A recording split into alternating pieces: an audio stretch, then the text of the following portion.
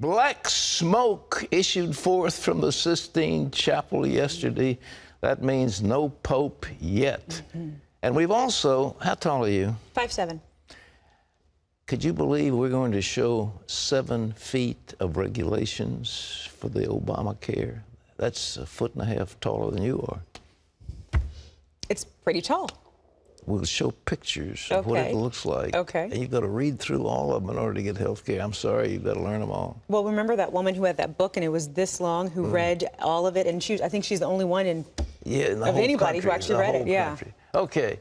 Well, they're looking for a pope over in Rome who will have to handle some tough problems facing the Catholic Church. Pat, the Catholic Church in Los Angeles has reached a settlement in 4 sex abuse cases.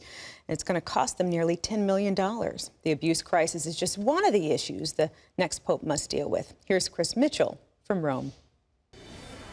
Even in the digital age, 115 Catholic cardinals communicate by smoke signal. So far, the black smoke rising from the Sistine Chapel tells the world it must wait for another round of voting. Here in Vatican City, there's an air of expectation of when the cardinals will reach their decision and who the next pope will be. If history is any judge, it may not be that long. I don't think it'll take more than 2 or 3 days at most.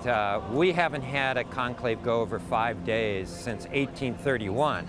So if they go more than that, then we know they have a problem, that they're having a difficulty, coalescing around someone. Many Catholics we talk to here are more concerned about overall church leadership than who becomes pope. We expect a good leader in this age where there's a crisis about faith. I think they've probably lost a bit of vision in the future, so perhaps this one needs to just give us the right direction. I think the election of a new pope is, in a way, a reflection of the direction the church is going to go in and what the cardinals are thinking. Father Thomas Reese, author of Inside the Vatican, says the church needs to confront one of its most serious problems.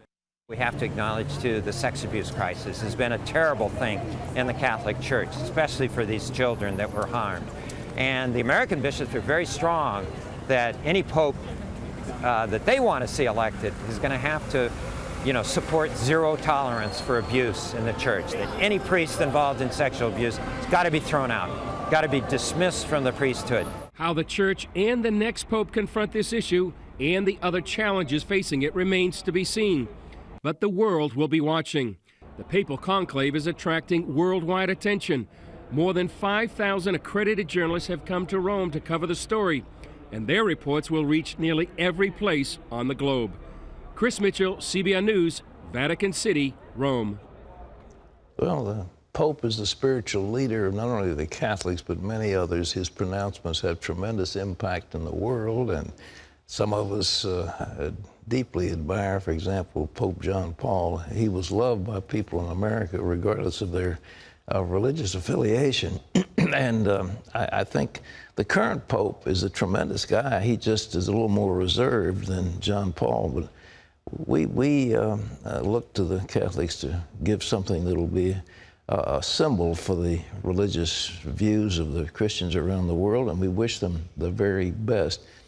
But well, I won't say anything more about the sex. They've got their problems, and they need to deal with it. And they need to deal with it in the seminaries, and it's a tough thing when you've got some of the problems they have. Well, here's some other group that's got problems. Here at home, the Boy Scouts are taking on a major moral decision. Lee Webb has that story from the CBN Newsroom. Here's Lee. Pat, the Boy Scouts of America is surveying its members to determine their views on homosexuality. The 13-question survey was sent to more than 1 million adults involved in scouting. It asked them to share their views on the impact of allowing gay Scout leaders and members. It also includes hypothetical situations like this one. Bob is 15 years old and the only openly gay Scout in a Boy Scout troop. Is it acceptable or unacceptable for the troop leader to allow Bob to tent with a heterosexual boy on an overnight camping trip? Scout spokesman Deron Smith says the organization is in what it calls a listening phase as it struggles with the decision to lift the ban on gays. Democrats in the Senate have finally put together their first budget in 4 years. It includes nearly $1 trillion in new taxes, but it still doesn't balance the budget. And there are plenty of examples of government waste. The National Institutes of Health, for example, has given grants of $1.5 million to find out why 3/4 of lesbians are obese, but gay males are not. The National Science Foundation is spending $250,000 to study pictures of animals in National Geographic magazine. And despite the recent federal budget cuts, Pat, the government has advertised for nearly 2,600 new jobs in just the last week and a half. It's a total fraud what's been put out, and the president has got egg all over his face and these things. They're going to spend how much money to find out why lesbians are fat? Please. I mean, that's your tax dollars at work. And you go through a list of the horribles of what goes on at the government. You say, are these people out of their mind? And yet they're borrowing money from China to study, for example, the impact of alcohol on Chinese prostitutes. I mean, like, who cares? Maybe the Chinese care, but we shouldn't be paying our tax money, nor should we be borrowing from China to study their problem. Whew. As I say, don't get me started. All right. Well, Lee, let's look at something else. Pat, President Obama's new policy group, Organizing for Action, is holding a summit in Washington, and the president is a featured speaker. The White House says OFA is designed to help the middle class. But critics from the left and the right argue it looks more like a lobbying group to push the president's agenda. Jennifer Wishon explains. Some watchdog groups call it a scandal waiting to happen and are asking President Obama to shut down what they call a new dangerous arm of his presidency. They're talking about Organizing for Action, the nonprofit created out of the president's re-election machine, Obama for America. It's designed to redirect the power of his political campaign to back his policy agenda, deploying resources to promote items like gun control, immigration reform, and climate change. It's run by former top Obama advisors. Even the group's website looks an awful lot like the president's campaign website, raising questions about where the government in the White House ends and the political activities of Organizing for Action begins. First Lady Michelle Obama helped launch it. This is your movement, and going forward, it can be whatever you make of it. But for access, they'll likely have to spend money, a lot of it. Tonight, OFA, as it's known, is holding its Founder Summit. Donors have access to the Commander-in-Chief himself. The cost for a seat at the table, $50,000 per person. I just think that's wrong. Bob Edgar is president of Common Cause, a group dedicated to open and accountable government.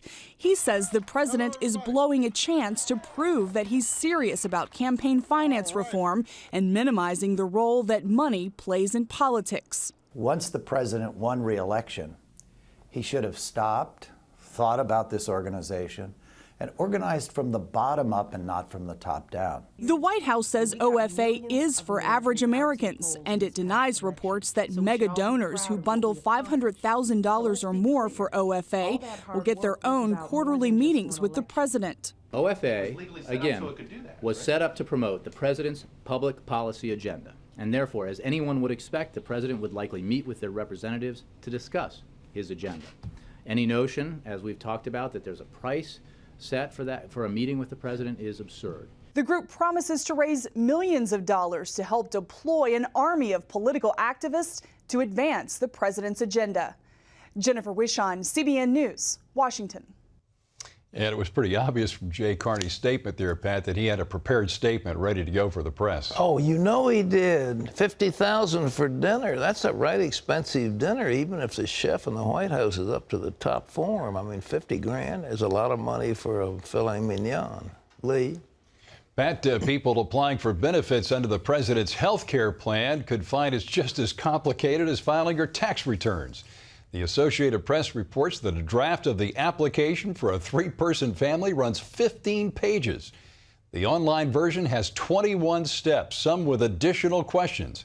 Applications will be checked by 3 federal agencies, including, you guessed it, the IRS. More than 4 million applications for financial assistance are expected next year. The new coverage starts January 1st, and administration officials say the form is being refined. But AP says the notion that picking a health insurance plan will be as easy as shopping on the internet is starting to look like wishful thinking. And this picture that Pat referred to earlier indicates just how complicated Obamacare will be. Republican Senator Mitch McConnell sent out this photo of the 20,000 pages of Obamacare regulations. It's more than 7 feet high. And as you can see, all that paper is wrapped up in red tape. Wow. Pat? That's what happens when you have a whole lot of paid political appointees making decisions. They have lost touch with reality. 7 feet of regulations wrapped in red tape. That's what they have got. And, you know, I'm glad to see that the AP is starting to turn righteous. Not fully righteous, but partially righteous.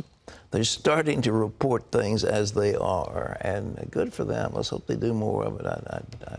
This is a switch, but hey, we'll take everything that comes. Christy. All I can say, Pat, is that old saying, a picture is worth 1,000 words. It showed it. If you were standing beside it, you'd see the thing tower over your head. Ridiculous. Ridiculous. The Colorado State Legislature has approved a measure allowing civil unions for gay couples in that state. 2 Republicans broke from party lines to pass the bill. The governor is expected to sign it into law. The move marks a political shift in Colorado. 7 years ago, voters there approved a measure banning gay marriage. Westminster Theological Seminary in Pennsylvania has filed a lawsuit against the contraception mandate in Obamacare. The suit challenges the requirement that employees have health insurance that provides abortion-inducing drugs.